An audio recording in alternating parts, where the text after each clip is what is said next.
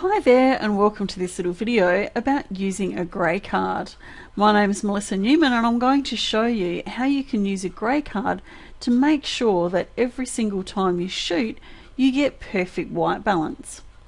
Grey cards are probably one of the most underutilised tools in the photography industry today. The amount of professional photographers that I speak to that have never even heard of using a white card but are struggling with getting skin tone looking correct is quite incredible. So I thought I'd make this little video so that I could share it with those people that really need this information. Now, grey cards come in all shapes and sizes and they come in all price brackets. You can get everything from a $20 grey card from your local camera shop, which is great because it's just a straight piece of grey cardboard. You do need to be a little bit careful with the cheaper end of town because they do change colour and fade over time. Some of the more expensive ones are much more colour fast. I have a couple of different grey cards. This one I use in my studio and it's about the size of a A4 piece of paper. I also have a very small compact colour checker which I keep in my camera bag so that when I'm on location I can take a photograph of my colour checker in any particular place that I'm photographing. Every time I change the type of lighting that I'm using or the space that I'm shooting in, I first take a photograph of my colour checker so that when I come back into Lightroom I can colour correct and know that I've got a consistency in my colour. Consistency is the key here. If you want to develop a style, it's important to have a consistent starting point on which to work with.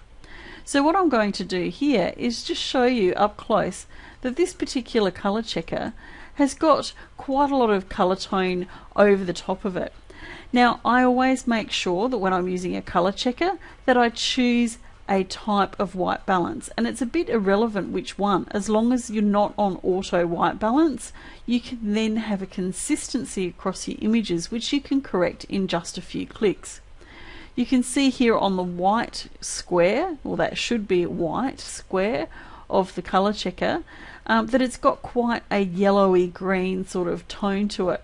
So we want to actually fix this image so that it's perfectly exposed and perfectly white balanced, and then we can apply it to the rest of the images. So we simply click on this here, which is our white balance selector. We take it across to our grey card and we click on it. Instantly it fixes that issue. And if I come in nice and close, you can now see that on the white segment here it works perfectly well. You can also see on this photograph that the grey card's a little bit out of focus. It doesn't even matter if you don't quite get it in focus. As long as the colours are there, it'll work perfectly every time. But what I can see from the white section of this particular grey card, and also from my histogram, that it really needs a little bit of work on the exposure as well. So I can fix all this before I apply it to all my images. So all I'm going to do is come down to my exposure and bring that across so that I can see that my white is now becoming white, but I still want to make sure that my blacks are also black. By using this I can check to see exactly what my exposure is doing. Now that's actually looking pretty good.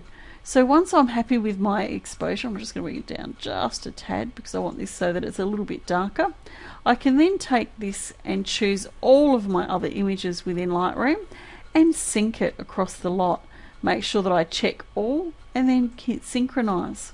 And what this does is it goes across and does everything on all of my images. You can see down the bottom now that all of them are color corrected from that very dark yellow right down to exactly what it is that I want.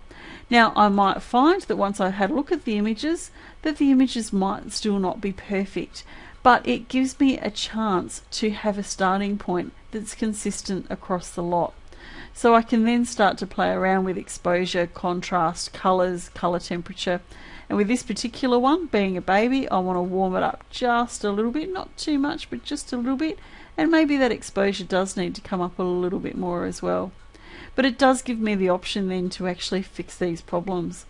This is also a little bit magenta because baby skin could often be magenta, so I can just bring across the green slider just a little bit till I get it exactly how I want it. And voila, color correction done. Now once I've done it on one, I can then again apply that to all the other images in my series so that they all look the same. I hope you've enjoyed this little video. If you do have any questions about Lightroom, feel free to email us. The email address to send any emails to is hello@cameralove.com.au, and we'll see what we can do to help you with your photography problems.